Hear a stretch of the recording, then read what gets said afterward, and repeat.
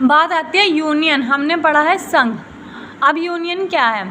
इसके राज्य कभी अलग नहीं हो सकते।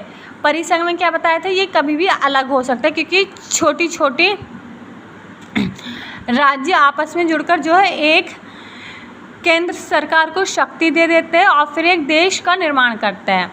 और जो परिसंघ जो है वो एक राज्य मिलकर एक देश का निर्माण करता है, यानी कि जो राज्य है वो राज्य मिलकर करते हैं देश का निर्माण।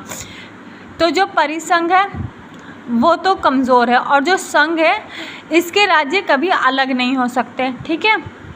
संघ जो है अमेरिका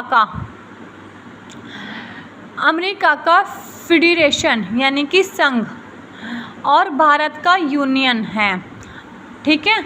एग्जाम्पल में इसमें क्या बताया? अमेरिका का फेडरेशन और भारत का यूनियन।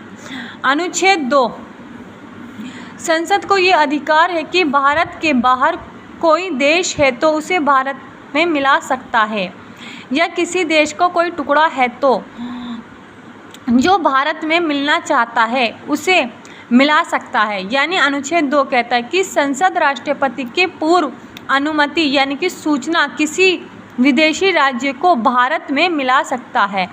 यानी कि क्या कह रहा है? इसमें एग्जाम्पल भी दिया गया है, जैसे कि सिक्किम। जो अनुच्छेद 2 है, अगर कोई देश अपनी इच्छा से हमारे भारत में मिलना चाहता है तो सांसद राष्ट्रपति की पूर्व अनुमति यानी कि सूचना पर किसी विदेशी राज्य को भारत में मिला लेगा। ठीक है। ये आर्टिकल किसकी बात है? 2 की। और आर्टिकल 1 में क्या कहा गया था? राज्य कभी भी टूटकर अलग नहीं हो सकते, 2 में हम मिला सकते हैं अपने देश में। किसी भी देश को हम अपने देश में मिला सकते हैं, जैसे कि सिक्किम इसके लिए 35वां संशोधन 1974 में करके सिक्किम को यह राज्य बनाया गया था। कौन सा सन में क्या गया था? 35वां संशोधन था और 1974। देखो, जो हमारे ये संघ और राज्य क्षेत्र है तो 1 से लेकर 4 तक के अनुच्छेद को बहुत अच्छे से मेंशन किया गया है हमारे भारत के लिए।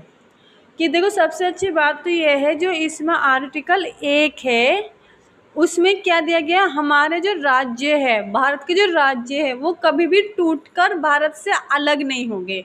ठीक है। और आर्टिकल 2 देखो कितनी अच्छी बात कहता है कि हम दूसरा देश के कोई उस देश का कोई राज्य हमारे देश में मिलना चाहता है तो हम उस देश को अपने देश में मिला सकते हैं। तो एक